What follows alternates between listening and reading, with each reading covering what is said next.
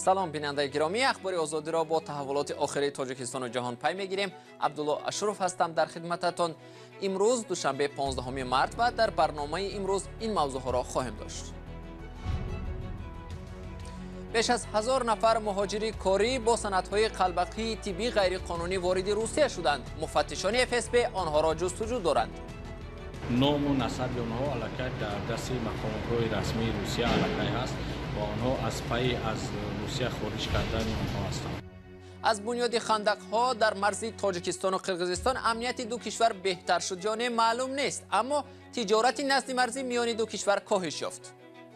اگر که ضرورتی اما جوی با از خودش آوردن مواد شود ما همش جو بجوشیم. سنگ هست خریدار نیست. کارخانه کارکرد سنگ در بلجوان که با تنتنه افتتاح شده بود برای محصولاتش خریدار نمی‌یابد. در ولایت مسکو مقامات انتظامی از بازداشت یک گروه فرامیلی خبر می‌دهد که به تشکیل مهاجرت غیرقانونی شهروندان مشغول بودند. دفتر مطبوعاتی ریاست امنیتی ولایت مسکو خبر داد که این گروه بر عوض پول حجت‌های تقلبی تهیه کرده مهاجران را غیرقانونی به روسیه آورده است. گفته می شود این گروه متشکل بیش از 1000 نفر مهاجر از جمله مهاجران کره تاجیک را با سندهای قلبکی بر اساس آن وارد روسیه کردند. این در حالی است که روسیه ورود شهروندان تاجیکستان را از 20 مارس سال 2020 به استثنای چند حالت به قلمروش منع کرده است، ولی مهاجران کره با هر راه و واسطه تلاش میکنند وارد روسیه شوند. کریم جان یاروف، حامی حقوق مهاجران کره تاجیک در شهر مسکو، از جزئیات این مسئله آگاه است و قبل از شروع برنامه از او پرسیدم که در حالی که مرز روسیه بر روی مهاجران کره تاجیک بسته است، چگونه این گروه توانسته است بیش از 1000 نفر را به روسیه آورد؟ البته این گروه یعنی که میانراها با دختران زبان یک کرده بودند و خدمات مخصوص روسی رو این برای اون عجایبش در این بود که خود شهر بالاشخه برای خارجیان شهری است که اجازت گرفتن برای اون باید از مقامات روسیه اجازت گیری، یعنی که از FSB، و برای آنها عجایب بود که آن کسال‌هایی که گویا تبوبت آمدن آنها را هم در خود تاجیکستان هم تبوبت کرده میشد و دیدن که در یک مدتی کوتاه زیاده از 1000 نفر به اینجا آمده است و البته آنها زیر شبهه قرار گرفتند. خب کریم جان، آنهایی که اکنون با این راه الکی روسیه آمدند آنها را چی انتظار است؟ نام و نسب آنها الکی در دست مقامات رسمی روسیه الکی است و آنها از پی از روسیه خارج کردن آنها هستند. در همین حال بختاور جمعیف، حامی حقوق مهاجران، از راه و شیوه های دیگری احتمالی که مهاجران را طریق آن با راه فریب به روسیه شاید بیارند هشدار می‌دهد. من با از آن خواطر هستم که پس از کشوده شدن راه‌های هوایی بین قرقیزستان و تاجیکستان باز همان راهزن‌ها گوییم هم می‌شود پیدا می‌زنند که با هر فریب و نیرنگ مهاجران تاجیک را از قلمرو قزاقستان به روسیه غیر قانونی می‌درارند.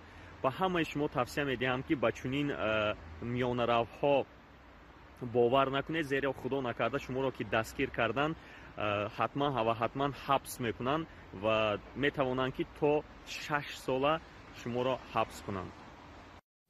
و حالا باز برگردیم به کریم جان یاروف که به مهاجرانی که از هر راه و واسطه حالا تلاش دارند به روسیه آیند چی توصیه میدهد؟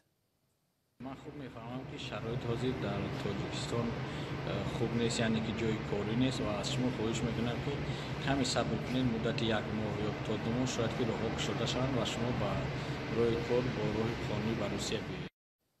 ضمناً ریاست امنیتی ولایت مسکو در یک اظهارات گفته است که علیه اعضای این گروه جنایی با جرم تشکیل مهاجرت غیرقانونی علیه پرونده باز کردند.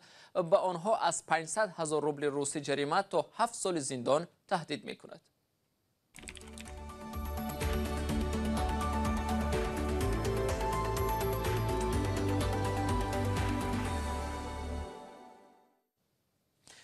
قرار است امروز در خوجند ملاقات سه روزه هیئت‌های تاجیکستان و قرقیزستان با هدف ارزیابی مرز مشترک آغاز شود.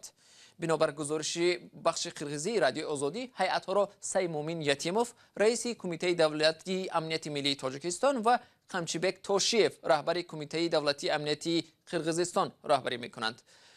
در همین حال ساکنان دهات نزد مرزی با اشاره به خندق‌های امنیتی میگویند که سال گذشته تجارت مرزی میان تاجیکان و قرقیزها کاهش یافت، ولی نهادهای انتظامی به جای داشتن پیراههای پنهانی قاچاق مال و مواد به تقویت حفظ مرز اشاره میکنند. ادامه موضوع در گزارش همکارم فرزان محمدی از مرز تاجیکستان با قرقیزستان.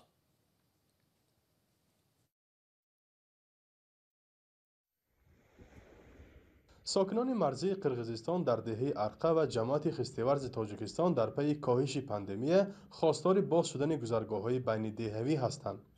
سال گذشته در اوج همهگیری کووید 19 مقامات در کوچه‌های بین دو منطقه خندق کافته و برای نگذشتن ساکنان مانعه‌ها ساخته بودند.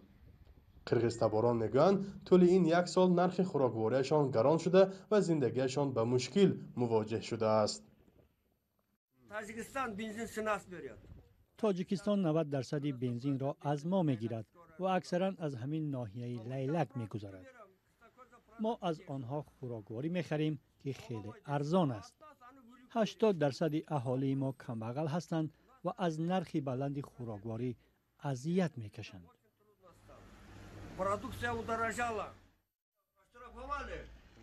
قرقیزتباران میگویند چند پیش در ایستگاه‌های دهه مقامات قرقیز اعلانی را نصب کرده و به باشندگان بار دیگر هشدار دادند که به جانب تاجیکستان نگذرند وگرنه بازداشت میشوند. به مشاهده ما نیز حالا در یک طرف راه سربازان تاجیک و در جانب دیگر سربازان قرقیز گذشت نقلیات و شهروندان را نظارت میکنند.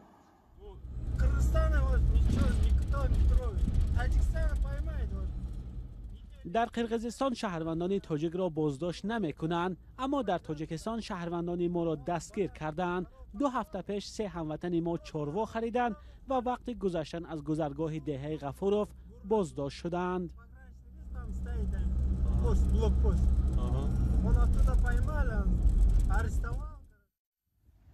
ساکنان جانب تاجیکستان نیز میگویند کافتن خندق‌ها در سرگه کوچه آنها خیلی کارشان را مشکل کرده است و از ناآمدن خریداران قرقیز بازارشان کساد شد. میوه‌ها می‌آمدن بورقای می‌خرید قوقشون می‌آوردن می‌فروختن یا اما آمدی بری که روزی خرید بود سودا هم باشه زندگانی بهتر می‌شد. دو جماعت خستیورز و اوچقلچه ناحیه بابوجان غفورov با ناحیه لیلک قرقیزستان بیشتر از 40 کیلومتر خط سرحد دارد. در حدود ناحیه 34 موضع یا راه مرزی را خندق کافته و برای کس ناگذر بودن مانع ساختند. همش برای پیشگیری برای محافظت خود شهروندان بود که کسری سلویتی گرفتار نشوند.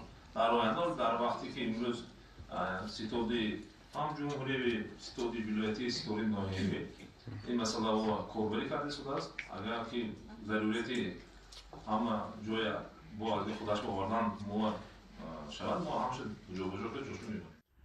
چنین مانعه‌ها را در ناحیه‌های دیگری مرزی تاجیکستان ساختند که اکثر آنها تا حال برطرف نشده است. اما مقامات گمرک در ولایت سوخت میگوید آمار قاچاق نظر به سال قبلی زیاد کاهش نیافت و نشان دهنده‌ها هنوزم زیادند. مسئولان آمار جداگانه قاچاق را از کشور قرقیزستان آشکارا نمیگویند و در مجموع در حدود ولایت 1417 قانون شکنی به قید گرفته شده که از این 28 حالتش را جنایت تشکیل می‌دهد. در دوم سال 2020 از جانب کارمندان ریاست منطقوی گمرکی در مجموع در حدود ولایت 78 حالت قانونشکنی و واردات غیر قانونی سوزشواری دیزلی به قید گرفته شده است که از این 18 حالتش را سوزشواری دیزلی نوعی بنزین تشکیل می‌دهد. مرز بین تاجیکستان و قرقیزستان 976 کیلومتر است و تاکنون بیشتر از نصف آن یا 504 کیلومتر معین و علامت گذاری شده است. از بس که خط مرز از بین روستا و راه و حولی مردم می‌گذرد، دو طرف با وجود گذشت سالها نتوانستند سری منطقه‌های بحث برانگیز به موافقه برسند و خط مرز را بکشند. ساکنان و حالدانها میگویند در بیشتری حالت قاچاق سوزشواری به نظر میرسد، زیرا همیشه نرخ آن از تاجیکستان خیلی پست است. به نمونه مثال حالا در جانب قرقیزستان نرخ بنزین و دیزل تا مرز 6 سامانی و از گاز 4 سامانی است. این در حالی که یک ماه آخر این نرخ در تاجیکستان به مراتب گران شده، بنزین و دیزل بیشتر از 8 سامانی و گاز تا به مرز 5 سامانی نزدیک می شود. طبق اطلاع رسانه‌ها شروع از همین ماه کشور قرقیزستان برای جلوگیری از قاچاق نیروی اضافه‌گری را به مرز فرستاده و خواستار نظارت جدی مرز شده است. فرزان محمدی، رادیو آزادی، ناحیه باباجان غفورов. در ناحیه بلجوان در تاجیکستان کارخانه تولید سنگ‌های آرایشی از کمبودی خریداران رنج میبرد. این کارخانه تابستان سال 2019 در یک معرکه متنتن با شرکت رئیس جمهور امامعلی رحمان افتتاح شده بود. آن زمان گفته میشد که این کارخانه با استفاده از سنگ‌های محلی محصولات استحصال میکند و ساکنان با جای کار تامین میشوند. اما بعداً معلوم شد که سنگ‌های محلی برای کارکرد موافق نیستند. تفصیلات دیگری موضوع در گزارش همکارم محمود جان رحمتزاده. کارخانه کارکرد سنگ‌های محلی الگان بلجوان که قرار بود نمونه صنعت‌کنانی دهات گردد، در عمل به یک طرح دیگری ناموفق تبدیل یافته است.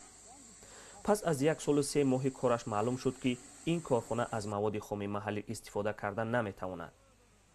بنابراین سنگ را برای آن از ولایت سوق به بلجوان می‌آورند. رئیس ناحیه میگوید این مهم نیست، هرچند معلوم است که خرج استحصالات بالا می‌رود. کارخانه کارکرد سنگ البته خواه از ولایت سوق باشد، خواه از ولایت بدخشان باشد، خواه از ولایت ختلان باشد، همه این سنگ تاجیکستان است، همه این سنگ داخل جمهوری خودمان است. اینها را کارکرد میکند. سبب آن شده است که کارخانه با وجود آنکه گفته میشد تجهیزات پیشرفته دارد، نتوانست از مواد خام بلجوان سنگ‌های آرایشی استحصال کند. سنگ محلی شکننده بوده، آنچه تا حال استحصال شده است خریدار ندارد. استحصال کرده شده است و امروز خریداران خود را کوفته ایستادند، البته که استحصال میکنند و خریداران خودشون هم پیدا میشود. کارخانه الگان بلجوان را سال 2019 پرزیدنت تاجیکستان امامعلی رحمان باز کرد. در آن مراسم گفته میشد که کارخانه نو سنگ‌های طبیعی محلی از جمله سنگ خارا، مرمر و غیره را به سنگ‌های آرایشی و بناکاری تبدیل خواهد داد. همچنین اعلان شده بود که با باز شدن کارخانه نو 20 ساکنی ناحیه بلجوان صاحب جای کار میشوند، ولی آمار امروزه خیلی فرق میکند. 3 نفر کارمندانی که فقط در رفت استحصال کارکرد یا محصول بعد موسمی دارن. موسمی خودش کارخانه موسمی. این بار اول نیست وقت پرزیدنت کارخانه‌های صنعتی را با تنتنه باز میکند و مردم امیدواری شغل و درآمد میشوند، ولی چندین گذشته کارخانه‌ها از کار میمونند یا نتیجه ضروری نمیدهند. سلام، اگر خط و خبر میخواهید ما داریم. نوید بامدادی، سرخط خبرها، اخبار تاجیکستان و جهان، گزارش‌ها و تحلیل‌ها. چی می‌گذرد و چرا؟ دانستن فهمیدن است. ضمیمه یا اپ ما را بگیرید. ادبیاتشناس و ادیب شناخته پروفسور شوکت نیازی، برادر نویسنده خلقی تاجیکستان فاتح نیازی، در شهر مسکو در سن 92 سالگی از عالم درگذشت. در این باره از اتفاق نویسندگان تاجیکستان خبر دادند. شوکت نیازی شب گذشته در خانه‌اش در شهر مسکو جان داده است. پیوندان مرحوم خواستند جسد نیازی به تاجیکستان انتقال داده شود. شوکت نیازی، منقد و ادبیات شناس تاجیک، تا پشتخوری اتحاد شوروی مشاور ادبی و کاتب مسئول ادبیات تاجیک در اتفاق نویسندگان بود. پس از آن در شهر مسکو کار و زندگی میکرد. شوکت نیازی زاده شهر سمرقند است. و بیننده ارجمند، این خبر آخری برنامه امروزی ما بود. تشکر از شما که تا این لحظه ها همراه ما بودید. خبر و گزارش های دیگر را در سامانه رادیو آزادی www.azadi.org میتوانید بخوانید. گزارش های ویدیویی در صفحه آزادی ویدیو گذاشته شدند. تا ملاقات در نشرهای بعدی، خدا نگهدارتان.